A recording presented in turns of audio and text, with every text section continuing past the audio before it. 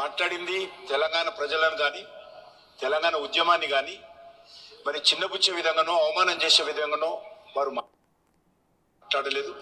ఆ రకంగా మాట్లాడితే అది ఉపసంహరించుకుంటాం. మన కిషన్ రెడ్డి గారు మీరు చాలా పెద్ద వ్యక్తులు, దయచేసి చాలా పెద్ద వ్యక్తులు, మీరు కేంద్ర మంత్రిగా ఉన్నారు. ఉపసంహరించుకుంటాం అనే మాట కాకుండా తేజస్వి సూర్య మాట జారిండు, ఆయన తప్పు చేసిండు, ఆయన వంతుకు మేము క్షమాపణలు కోరుతున్నామంటే మీ హుందాతనం ఉంటుంది, మీ మీద గౌరవం పెరుగుతుంది మాకు.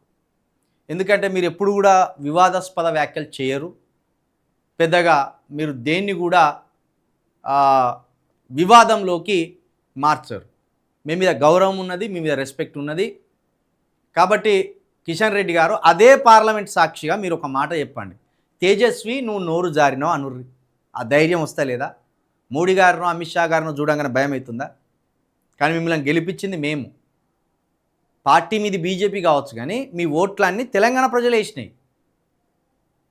లోకమంతా చూస్తుండగానే ఆయనే ఇండియా పాకిస్తాన్ విభజన లాంటిది అని మాట అన్నాడంటేనే తెలంగాణ ప్రజల గుండెను గుణపంతో గుచ్చినట్టు. అంటే మనం ఇప్పుడు మా కేసీఆర్ గారు కావచ్చు, లేకపోతే ఈ తెలంగాణ ప్రజలు కావచ్చు పాకిస్తాన్ వాళ్ళు అన్నట్టు. దయచేసి మీ ఉందాతనాన్ని కాపాడుకోవాలన్నా, మీ గౌరవాన్ని ఏమాత్రం తగ్గించుకోవద్దు అనుకున్నా తక్షణమే మీరు క్షమాపణ చెప్పాలి. ఉపసంహరించుకుంటాం అనడం కాదు, ఉపసంహరించుకున్నాం అనండి. ఎందుకు ఆ ధైర్యం వస్తలేదు కిషన్ రెడ్డి గారు?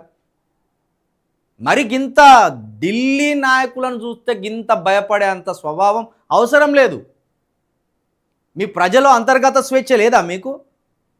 వాడెవడో నార్తోడు మాట్లాడితే నార్తోడి మాటలు కనీసం ఖండించే ధైర్యం కూడా లేదా మీకు? ఇక్కడ ఉన్న బీజేపీ ఎంపీలకు కావచ్చు, ఎమ్మెల్యేలకు కావచ్చు, వాళ్ళు ఏదైనా మాట్లాడవచ్చు, వాళ్ళు అన్నదాన్ని కనీసం ఖండించలేరా మీరు?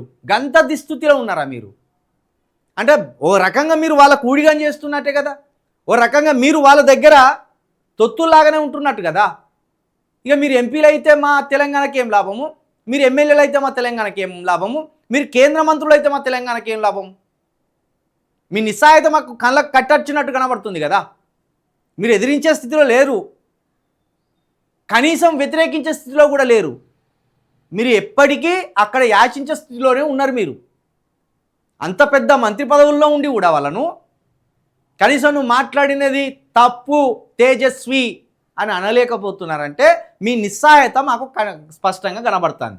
కాబట్టే కిషన్ రెడ్డి గారు దయచేసి మీరు తేజస్వితోటి క్షమాపణ చెప్పండి, లేదా మీరైనా అందరు కలిసి మా ప్రజలు నొచ్చుకున్నారు అని మోడీ గారికి ఒక మాట చెప్పండి. లేకపోతే ఇది ఎప్పటికీ చరిత్రలో అట్లనే మిగిలిపోతుంది.